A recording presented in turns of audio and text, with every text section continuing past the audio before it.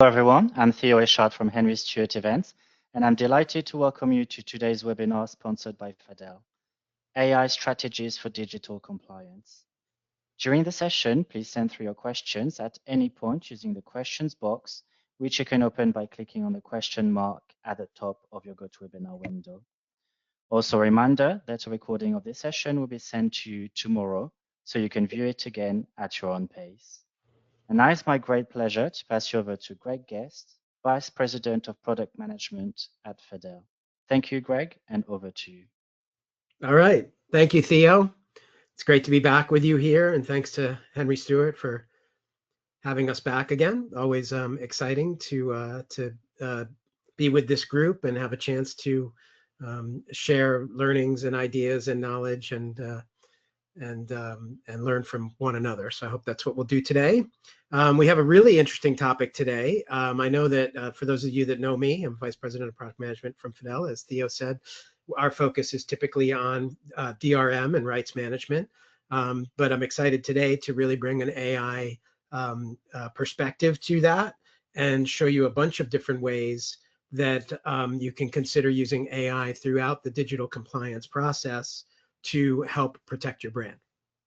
So let's jump right into it. We've got a lot of things we want to talk about today, and kind of starting with the problem. Like, in what way is content today, digital content today, making compliance a problem? And there's many ways in which it's making it challenging, from the licensed elements that have very unique terms in terms of when, where, and what you can do with particular content based on things like talent rights or brand restrictions. You have a lot of generative AI coming into the picture, as I'm sure most of you know, and that creates challenges of its own as far as compliance and understanding the source of the Gen AI and whether there's compliance issues or risks there. You have a lot of dynamic content being created as well.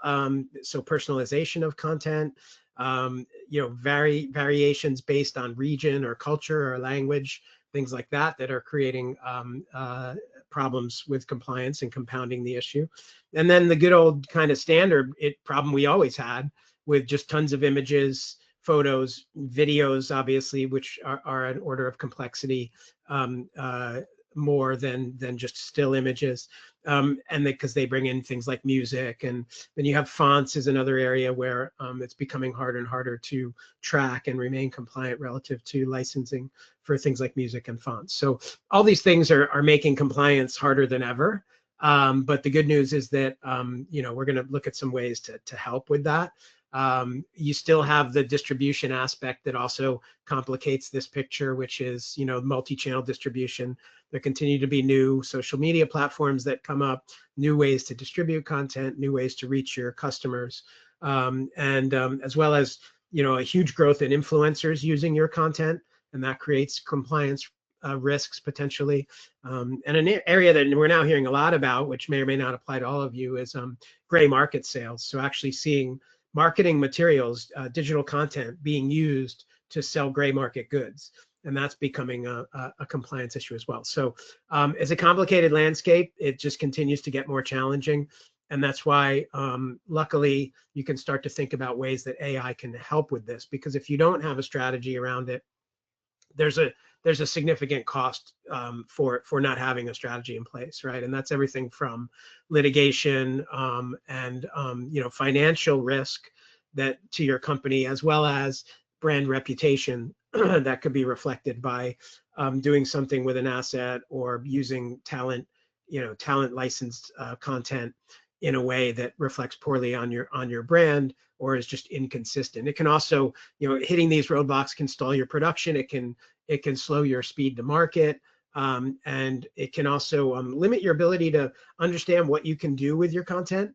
So how you can use it to its biggest potential. So outside of kind of just the lawsuits, not having a strategy around understanding compliance and managing compliance for your digital content can really restrict you in being able to use it to its maximum effectiveness, and or be able to reuse it, which can often result in a cost savings if you're reusing content that you already invested in, and you can reuse it broadly, but without kind of understanding the things we're going to be talking about today and having some tools in place, it's harder to do that.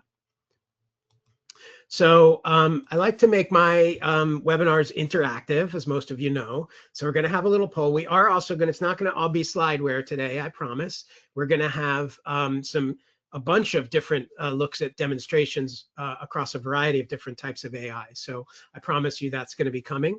But we are going to take a poll first. So I'm curious, relative to content usage rights, before you launch a marketing campaign, how confident are you that you have the necessary content usage rights? So we'll give that a minute. You might be very confident, you have a great process. You might be kind of somewhat confident, you kind of have a strategy, but there's some gaps in it. Maybe you're not that confident at all. Maybe you're seriously concerned about this. So I see the numbers coming in. Thank you for voting. Give it a little more time. About half of you have voted. So it looks like the results here are skewing towards some confidence, but with some gaps in the process, which I think makes sense, because I think everybody knows this is an issue. Everybody's trying to deal with it. So you probably have some things in place, but you probably have some gaps. I would say, almost a quarter of you are very confident. So that's a great number. I'm glad to hear that. And then another quarter of you are not very confident at all. So hopefully by the end of this session, you will be more confident. And if you're already confident, you will see ways in which you can take your strategy further than where you are today. And I promise there's demo stuff coming. I think this is my last slide before I get to some cool stuff to show you. What does brand protection in the digital age require? And these are kind of the steps we're going to look at, and we're going to look at some tools at each of these steps that can help you in each of these areas. And there's a lot of different tools out there and a lot of different ways to use AI to help. We're just going to be looking at and we're going to talk about a bunch of them. We're going to look at a smattering of them as we go, but they're basically going to fall into these categories. So establishing a framework for the protection, having the ability to analyze and track your digital assets effectively, being able to understand and control and manage your rights for your digital content, and then really, how you can just have a strategy for leveraging technology and AI overall for compliance. So just on the AI front, since we are really talking about AI primarily and bringing that to bear on DRM and compliance, one more question of you, my last poll, I promise, would be, I'm just curious, how many of you are using AI already in some part of your marketing process? So it might be that you're using it for content creation, doing generative stuff. It might be that you're doing more than that and doing a lot of stuff with it. It might be that you just, have occasional use of it by your users, or you might just be very early in that AI maturity curve and still exploring how you can use it, where you can use it. And part of the challenge here, obviously, is coming up with, governance around this stuff, knowing what you can do within your organization. We'll talk a little bit about that. So it looks like, probably what I would expect is that everybody's using it in some way, occasional use, right? There's very few people that are not using AI at this point, but everybody's kind of in the middle of this, using it for some things occasionally throughout the process, some content creation, which is to be expected as well, and some people, again, at the top of that curve, which is great for you. So I hope, thank you for that. Thank you for answering. And I hope at the end of this session, again, you're going to see some new ways that you can consider bringing AI into different parts of the process. So let's get into actually, looking at some stuff and talking about doing some stuff with AI. So the first kind of step is to understand how you can control your content. And we're all damn people here, a lot of damn people in the room, I'm sure. And a lot of this starts with your DAM and being able to locate and inventory all of your digital assets in your DAM and having a single place where you can find and source assets from your DAM. But another part of that is to make sure you have centralized rights data for that content, because if you don't have centralized rights data somewhere, it's going to be much harder to leverage technology to operate on that data, analyze that data, act on that data, etc. But if you have that in place, then you will be able to use AI to do things like tracking that content throughout its life cycle and monitoring it through from pre-production clearance and things like that to post-production publication and expiration. And you'll be able to get great reporting and analysis of usage patterns and things like that. And we're going to see some demos on that. But I'm going to start more kind of from the dam side and jump into a demo here that I'm going to, I'm logged in here to my Brand Vision instance, which is, those of you familiar with Fidel, I'm sure you know Brand Vision. It's our brand compliance platform that it basically extends your DAM capabilities with sophisticated rights management and DRM. And so what I'm seeing here is all the assets in my DAM visualized through Brand Vision and attached to the rights data that applies to each of these assets. And we're not just going to see Brand Vision today. I promise you, we're not just going to look at Fidel products. We're going to see a lot of different AI stuff coming into play. But I'm starting here because the first thing you really need to do, again, is have all your assets in a single place and all the rights data for that assets in a single place as well.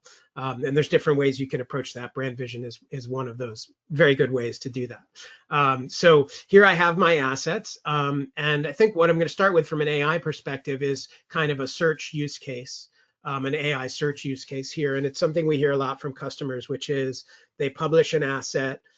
It's out there living on the internet or social media, and they'll all of a sudden get an email from talent or a talent agent saying, hey, we saw this asset on your website. We saw this image or this video on your website. And you don't have the rights to this, right? We didn't get paid for this. So either you need to take it down or you need to pay us for it.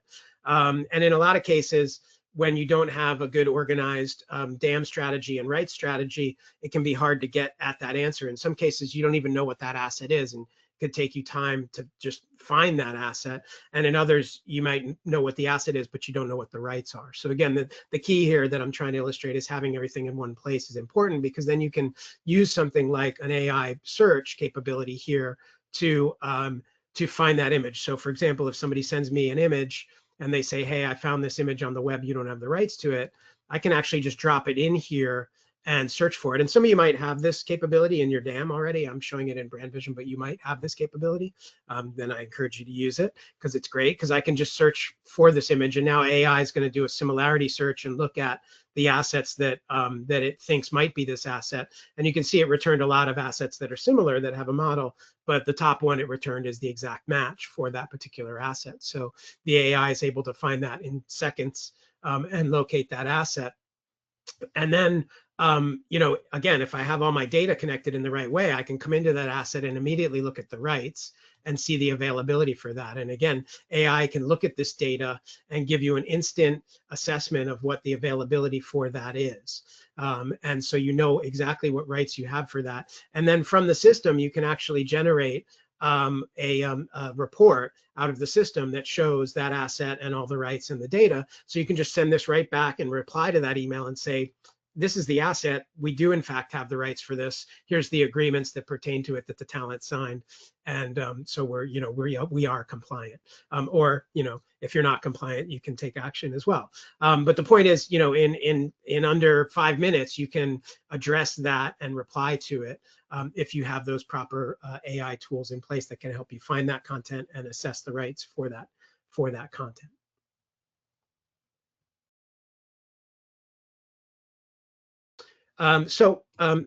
That kind of gives you an idea of the strength of having all your assets, you know, aggregated in one place along with your rights data, and then those AI tools can really be powerful on top of that. Let's look inward for a moment at the content itself, because the content, as I mentioned, can be very complex, and sometimes you have, you know, videos within videos, music within videos, fonts within images, talent obviously in both.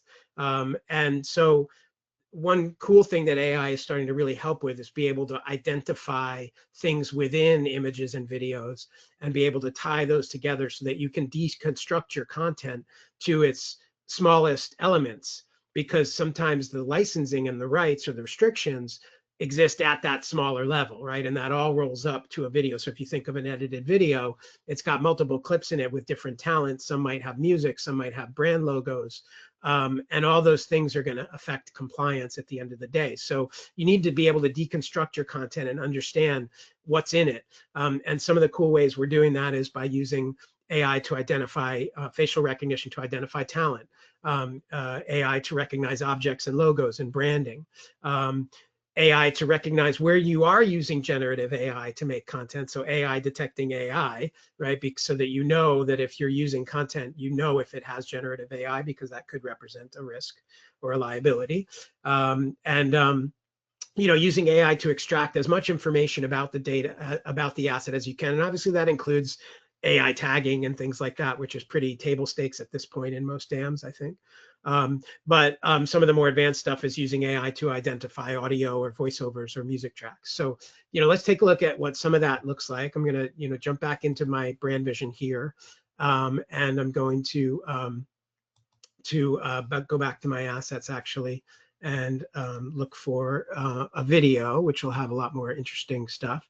So here I have a video celebrating women in sports, which is a campaign of celebrating women in sports, and it's a video. So if I play it, I'll see that it's a video with music and multiple clips in it.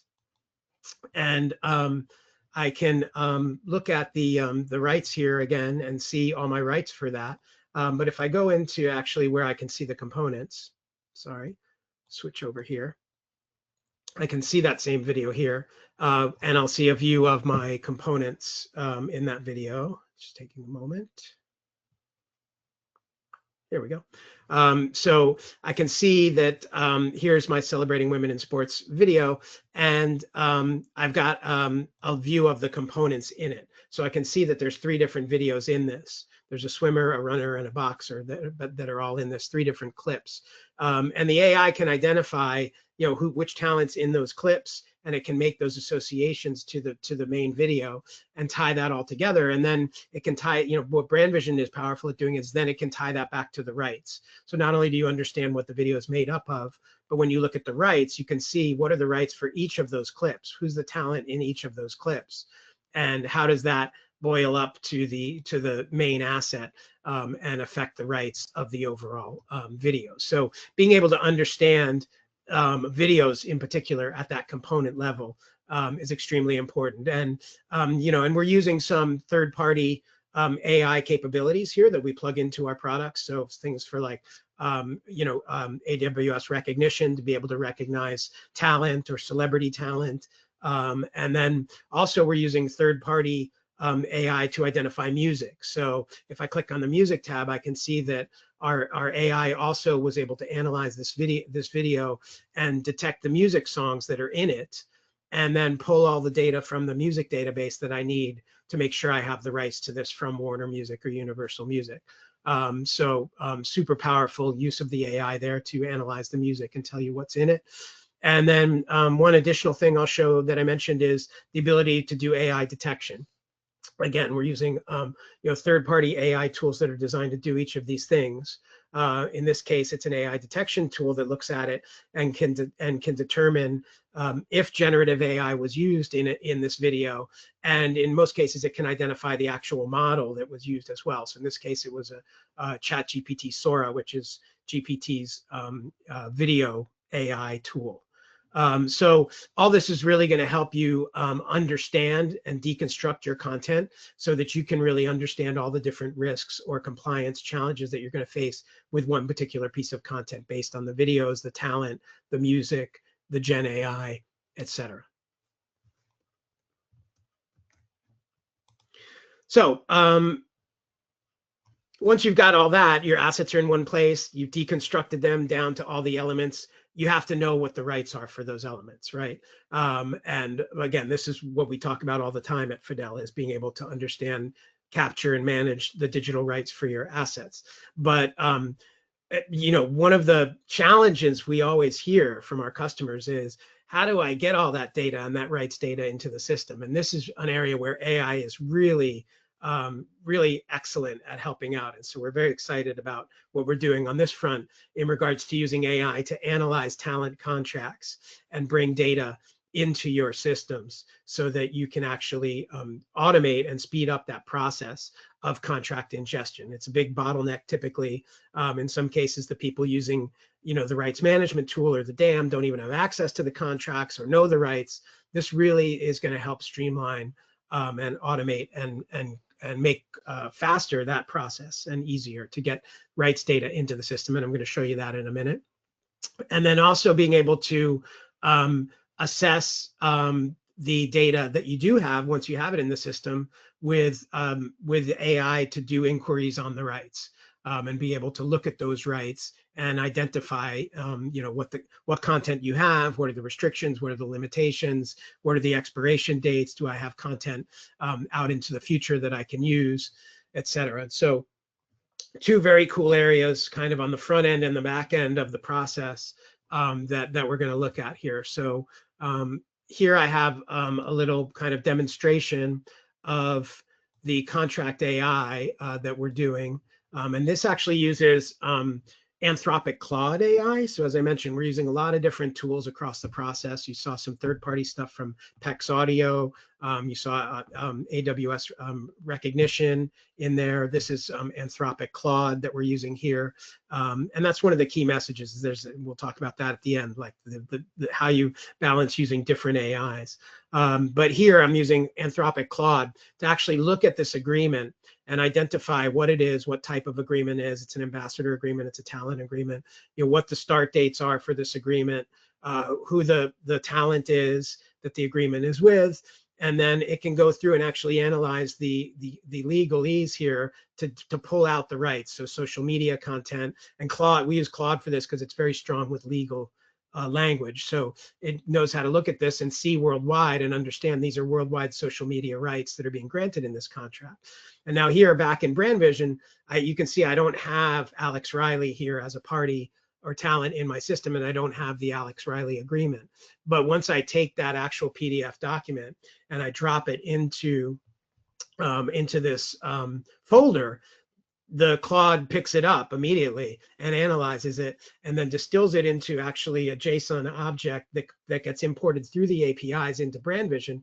And instantly you can see Alex Riley is now imported into Brand Vision here with information about Alex and the agreement from Alex that shows all the data that the AI was able to strip out of that agreement, such as the start date, the party, the start date, the type of agreement, the expiration dates associated with it, and the rights tied to it. And the cool thing is, because AI can interpret that language, it makes the data mapping that you typically would have had to do in the past much easier, because it knows worldwide equates to all territories. So it maps it to that data, and it's got a data here for social media. So it just automatically inserts that in, and now I've got my data in the system for that.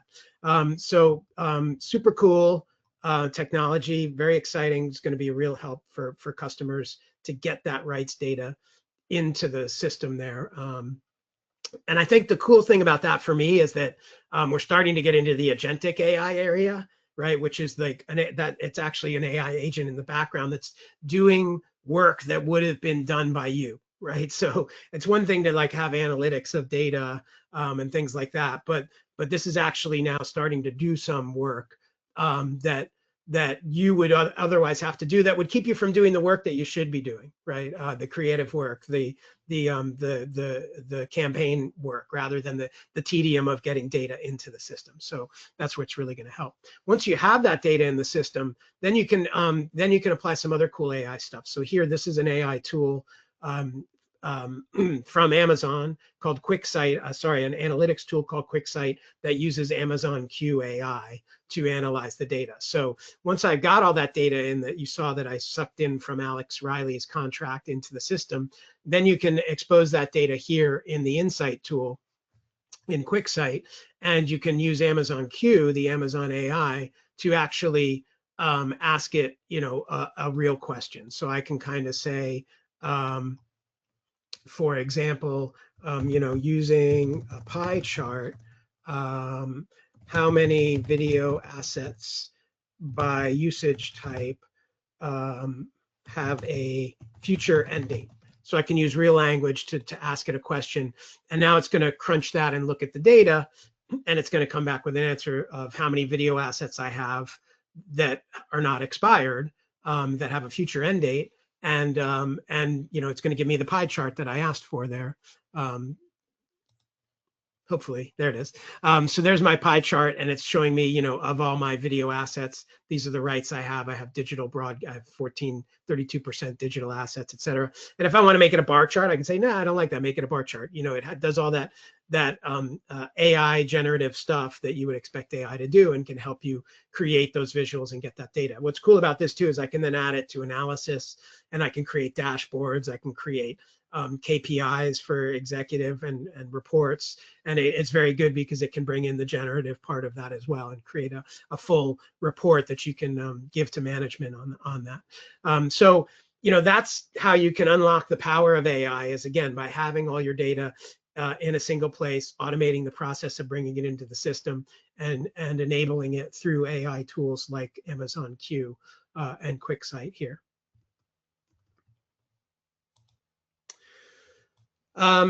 And then you can really start to think about enforcing compliance using these tools and understanding this data. So you can be getting, you know, comprehensive summaries of the rights to understand where your compliance parameters lie or boundaries lie. You can use it for doing you know, rights checks prior to publishing content. You can use it after publishing content for tracking violations and tracking your content on the internet, and if there are any violations or missing rights or expirations. This is a huge growing area for us, and a need we're seeing from customers, and a real interest in using AI to do the post-publication tracking, because that's typically where you run into issues with, you know, expired content or content that's misused. And again, the AI for music identification, we're getting tons of requests from customers saying, I didn't even know I had music published on my site, and I got a letter from Sony Music, right? And so using those types of things to understand where your assets are, what the usage is of it, and where you have those compliance issues, the AI can really help with that. So, you know, jumping back in to brand vision here and to our celebrating women in sports, I can see a usage tab as well. So when I click on the usage tab, I can see that I've actually used the AI content tracking in brand vision to find this on our YouTube channel. So it found this video on our YouTube channel. Now, the thing that's cool about this, and it's really powerful with the AI as well, is that not only will it find this video, it'll find this video in other videos. So if I actually open up the keyframe match here, it'll show me this video relative to the video it found on YouTube, and which pieces of it are contained in the video that's published on YouTube, so that I can understand where I have issues. So you can see this is a different video that's been published with some additional clips, but then, you know, in the center of it, it has the clip for the boxer that was taken from our campaign. And then at the end, it has a separate clip that was taken from our campaign as well. And it shows you exactly the time signatures and looks at that. So that's where AI is kind of, I know some people do this type of tracking with like pixel tracking and stuff like that, which can also be great, but it can't kind of get to that level where you can find a video within a video and all the time signatures of where those clips are. And that's where AI can be really strong in this type of detailed tracking. And again, as we know from the components that we saw, the actual compliance can be driven by those clips. So that's super important to get down to that level. And I can also see that, you know, one of the things brand vision helps with is that it always tying it back to that rights data. So here the AI has found it on YouTube, it's identified where it exists in another video, and it's able to look at the rights and say, you have missing rights for this. So you're in the red status here, you need to do something about it. So super powerful. And then, you know, how does this work? How does it do it? Well, that's through our AI content tracking, which is a proprietary AI that we've built into our system here. And how it works is that you can basically point it at all your sites. So you set those up and you tell it where to look. and it goes out and handles the process of, on a periodic basis, of going out to those sites and indexing all the content on it. That's images, that's music, videos, music, etc. That you would see there. And so you can hit social media like Facebook, TikTok, you can hit your YouTube, you can hit your standard websites, you can hit more complex e-commerce websites. And this again is an area that's growing, and we're adding additional support for additional e-commerce sites and big retailer sites. Every day we're adding more capabilities here to what you can look at. It's a big internet out there, but this tool hopefully helps make it a little bit smaller so you can find what you're looking for. So with that in place, then you can really protect your brand, right? And then you can kind of look at strategies for, that AI can help you generate strategies around which content to use where are you using content, where do you have problems, where do you need to take things down, where do you have infringing content or expirations coming up. AI can really help with the automation of that process as well, with being able to detect content and then detect whether it should be taken down, and then either take it down or help you with the takedown process. And then proactively kind of managing extensions and renewals. So understanding where you have expiring content and being able to have a strategy to protect your brand by extending or renewing that content before it expires. Obviously, once it expires, you already have a problem. So you want to be ahead of the curve on that.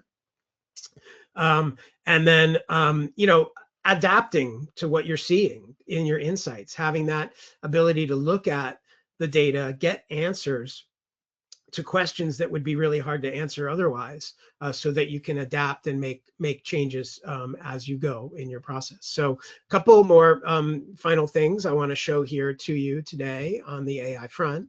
One would be a little more detail on this indexing. So as I was saying, we're pointing the AI tracker at TikTok here, for example.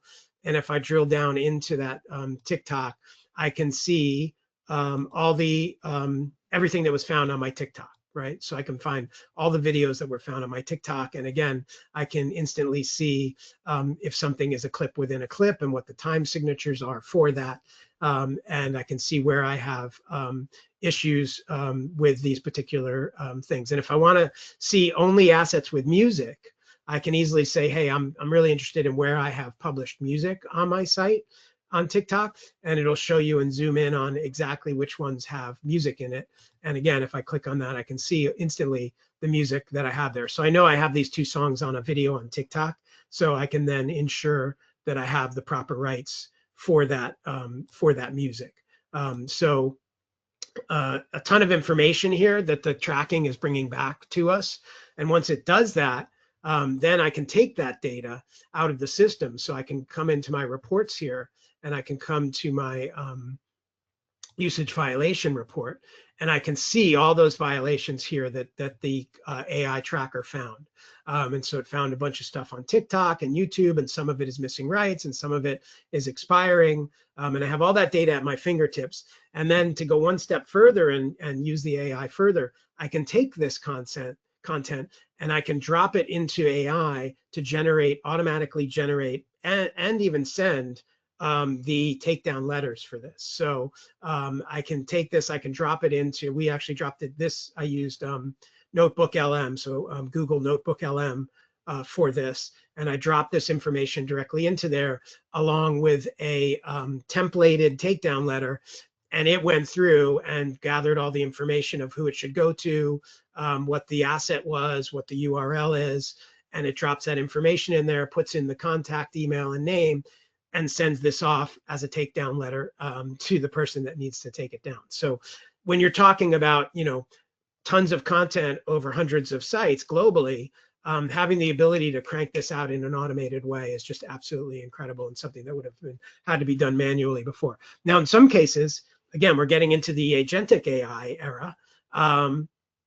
You could even have an AI agent that does takedowns for you, right? So we'll get to that point, I'm sure, where if I find expired content or violation content on my website, I can have an AI agent that actually interacts with my content distribution tool to pull that content down or flag it, or route a workflow to somebody that can get an approval to take it down and pull it down automatically. So really exciting area where things are expanding quickly.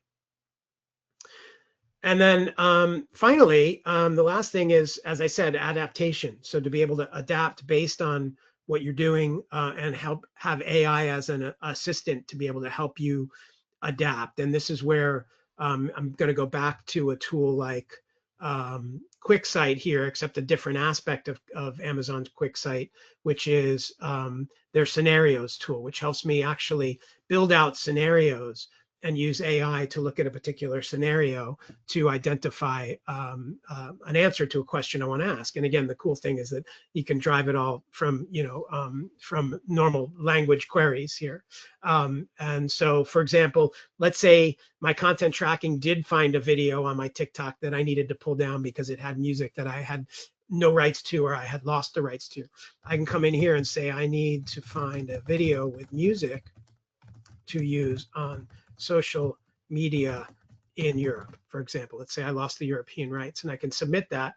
And now that AI engine is actually going to go and look at all the data we've been looking at throughout that I had pulled from my contracts and plugged into Brand Vision and exposed into the insights tools, so that I can get an answer to this. And while it's doing that, you can see over here, I did one earlier, a similar one, is going to run through a series of steps to do that. So it's going to look at the assets, then it's going to look at the dates, then it's going to look at the rights management aspect of it, and then it's going to filter that and get down to my actual questions. So looks like it's starting to do some stuff here. So step one, again, it's looking for all the video assets that have rights for Europe and for social media purposes here.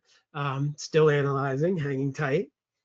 And it's going to do its thing and come back. Doesn't take that long, but it is crunching a lot of data that we have in there. And so the more data you have, obviously, the more there is for the AI to look at.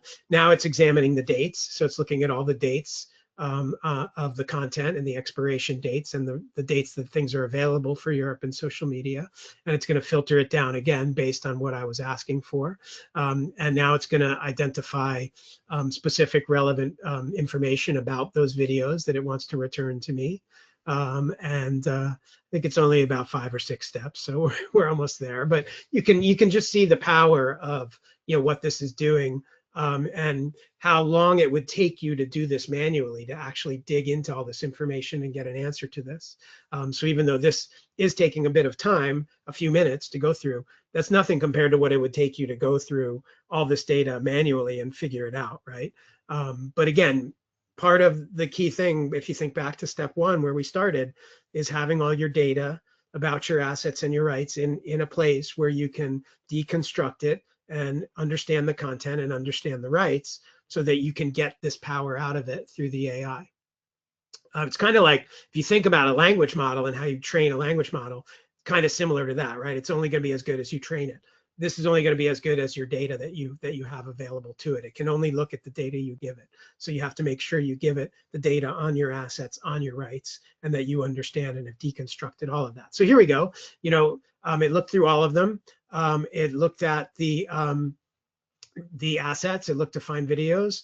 Here it's filtering the video assets with music that it has that can be used on social media in Europe with valid rights. And I think it's about done here. It found 24 different videos that are available for social media in Europe with valid rights through 2026. Now it's specifically searching the types of music so that it can give me an answer on that. And final answer is it found 6 different videos available for social media that actually have music that I can use on social media in Europe, and it gives me that list of those videos and the rights and the dates for them here that I can use. So actually it weeded it down a little bit more to 4 videos that I can use. So out of all my 800, I think there were 800 different videos in this particular data set, it whittled it down to the 4 that I should consider using to replace the one that's expiring. And that's the power of it, is that I can get an easy answer like that. And in some cases, it's also able to help make that decision, right? Which, if I wanted to do a follow-up on this, I could say, well, which one should I use? Well, hip hop is trending, or Taylor just released a new album, etc. right? You can start to bring all those insights into it and put those together with your data to help make these important business decisions much quicker than you would be able to without AI. And I know that's no surprise to hear that, because that's what AI is doing for everything, right? Is making it faster and easier and better. But you know, not to fear, right? Again, AI is only as good as the data you give it, or the prompts you give it, or the way you use it. So I know some people, you know, freak out like, oh no, AI is going to do all of our stuff for us. Not true. AI is just going to, again, help you do stuff faster so you can do more and do better, or be focused on the things that you really enjoy doing, rather than the tedium of, again, like scraping data and capturing and mapping data, or digging through file folders to find information. You'll be able to focus on more interesting stuff. So key takeaways from this presentation, I hope that you took away from it. Again, centralize the content with rights data, right? So having your assets centralized in a DAM with rights data that's detailed enough to be able to get to these answers unlocks the whole thing, right? And so that's where you start there. And in our demo, you saw how Brand Vision helps with that, but there's many different ways to do that within your DAM or external to your DAM. Depending upon your DRM challenges or your specific content. And then use AI. Use AI. That's the key takeaway, right? Like, use AI whenever you can possibly use AI. And I understand there's governance around that, right? So you don't want to use AI if you're not supposed to use AI in your company. So make sure you're following the rules of your particular organization. But I encourage people who are in that realm to think about creating those governance standards for your organization, because you want to empower your users to be able to use AI, and they can't do that unless you give them a path to do that. And so at Fidel, we've got an actual AI committee that helps drive these decisions about which AIs we use for what. So, but that once, you know, if you can do that, then use it for as much as you can. In this context, use it for continuous monitoring, use it for enforcement, use it for analytics and decision making, enforce your rights checking and your compliance with it, and ultimately get insight into your usage, identify your risks, and help you remain compliant with your digital content in the face of all the challenges that continue to increase in keeping your content protected and keeping your brand protected. So that's what I had for you today. If you want to talk more about it, we love to talk about this. As you can tell, I love talking about this stuff. Happy to take the next step with you if you want to reach out to us at Fidel, solutions@fidel.com. We'll schedule up a one-on-one session with you, and we'll talk AI and compliance and see where you're at on the AI maturity curve, see what you have that you can bring to bear, see what you have, what you can do in the future, and obviously talk a lot about DRM and rights management with you, as that's our bread and butter. But there's all these new interesting ways to use it to protect your brand, and we would love to talk to you about that. I will also be at DAM New York coming up next week, I guess, on the 14th and the 15th. So for those of you that are going to be at DAM New York, we have a booth there. So please come find me and say hi. I won't be hard to find, because I also have a presentation on a panel, and I'm doing the AI tech playoff, which is going to be really fun. So I'm not hard to find there. Please come find me, say hello. I'd love to meet you, love to talk to you more, and hope to see you there. And for those of you that aren't going, hope to see you soon at a Henry Stewart event, or, you know, reach out to us to talk to us directly, and encourage you all to link up with me on LinkedIn as well. Great guest. Thank you very much. I think we have time for some questions. So Theo, do we have any questions from the audience? Thank you, Greg. That was a great presentation and excellent demo. We do have a few questions. First question, what are the compliance concerns related to content generated or modified with AI? Yeah, it's a good question. And I think we're still all figuring that out. But the primary one is really the source of the model, and the what went into creating that content. So if you have used, if there has been copyrighted material used to teach that LLM, and that's driving the generation, that's where we've seen there can be sticky areas there, right? Because somebody can claim that it's actually, taking information or being or stealing, for lack of a better word, information from other sources to generate it. So I think that's one area that definitely is a risk in Gen AI. It's never a good idea to not understand, where your content came from or what the rights are for it. So I think that's a bit of a black box at this point with Gen AI for a lot of people, and that's one of the reasons why people are hesitant to go down that road. Now, the way to solve that is that there's more and more the ability for you to have your own private LLMs and only use your own information to train it. But again, I think the area where you have to be careful is utilizing creative talent or things like that as source material for generative AI is going to be one of the areas where there's going to be a lot of lawsuits. And again, that's why I suggest that you're able to track not just if you have generative AI, but what was the source of it, so that if you need to audit back to what the source was and what LLM was used and what kind of information went into generating it, that you have that information if you need it. Thanks, So Craig. I hope that answered the question.